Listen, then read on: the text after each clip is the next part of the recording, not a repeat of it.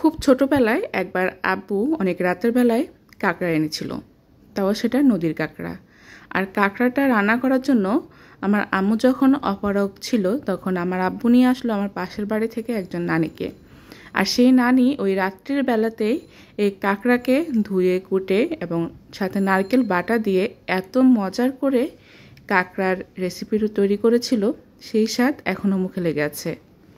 সে ছোটবেলায় তখন প্রথমবার কাঁকড়া দেখার পরে ভয়ে সিটিয়ে গিয়েছিলাম এই কাঁকড়াটা কীভাবে খাবো, কিন্তু যখন রান্না করার পর পরিবেশন করা হলো ভাতের সাথে, খেয়ে এত মজা লেগেছিল যে পরে পরে আরও আম্মুর কাছ থেকে চেয়ে নিয়েছিলাম।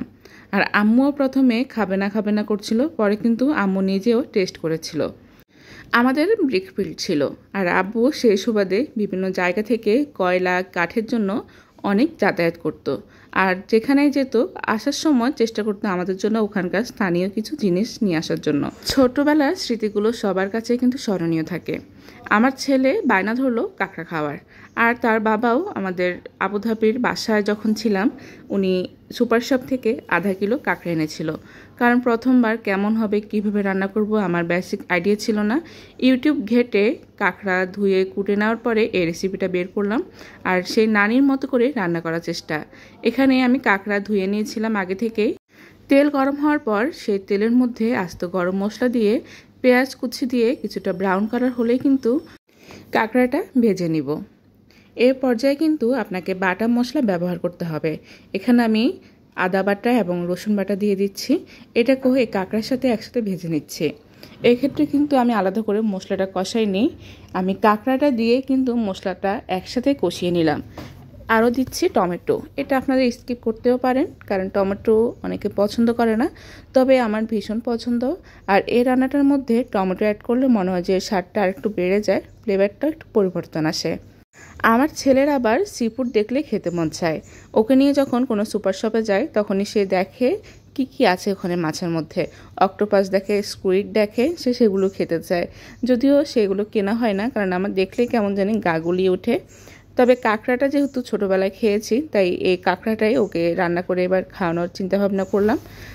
একে একে এখানে আমি হলুদ গুঁড়া, মরিচ গুঁড়া এবং ধনিয়া জিরা গুঁড়া অ্যাড করে নিচ্ছি। ভালো মতো মিশিয়ে নিলে কিন্তু আপনার হবে না, আর একটুখানি পানি দিয়ে এই কাঁকড়াটাকে ভালো মতো কষিয়ে নিতে হবে। অনেকে আবার এই কাঁকড়াকে নিয়ে কিন্তু দ্বিমত পোষণ করেন, কেউ বলে এটা হালাল, কেউ বলে তো হারাম। তবে কাঁকড়া কিন্তু হালাল হারাম কোনোটাই না, এটা হচ্ছে মাকরু। আপনি চাইলেও খেতে পারেন আবার চাইলে স্কিপ করতে পারেন, তবে এক্ষেত্রে আপনার কোনো ধরনের গুনাহ হওয়ার সম্ভাবনা নেই। চিংড়ি মাছ যেমন মাকরু তেমনি কাঁকড়া খাওয়া কিন্তু মাকরু, তবে এক্ষেত্রে চিংড়ি মাছটা প্রথমে প্রাধান্য পেলেও কাঁকড়াটা একদম প্রাধান্য পায় শেষের দিকে। আপনার রুচিতে যদি কুলায় তাহলে আপনি খেতে পারেন, চাইলে নাও খেতে পারেন, তবে কারো খাওয়া নিয়ে বিরূপ প্রতিক্রিয়া পোষণ করা উচিত না।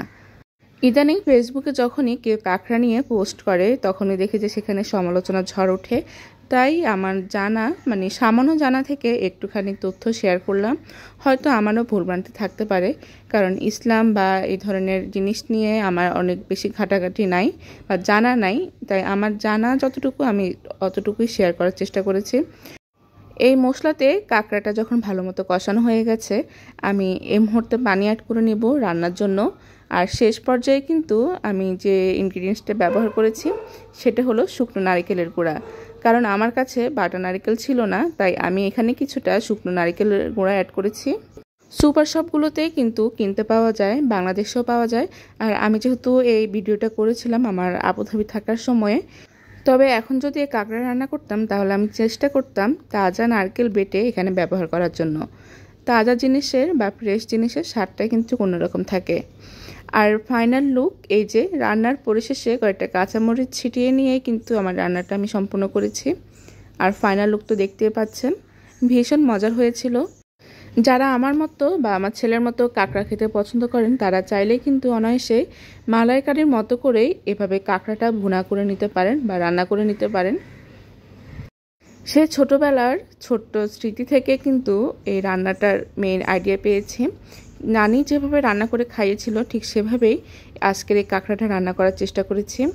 যদিও সে ছোটবেলার স্বাদ বা যে তৃপ্তি সেটা এখন আর পাওয়া যায় না, তারপর আমার ছেলে যে খেয়েছে এটাই প্রাপ্তি।